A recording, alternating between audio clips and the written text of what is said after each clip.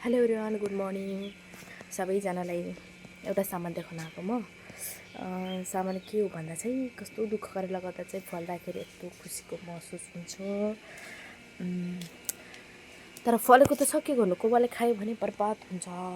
कोवाहरू चाहिँ यहाँ धेरै पाएको भने खायो भने के हो त्यो सामान हेर्नुहोस्। ट्रेन देख्नुभयो, मेरो टमाटर चाहिँ फलेको छ। छुन मिल्दैन होला, तर आँखा चाहिँ कसैले पनि नलगाउनु ल मेरो टमाटरलाई।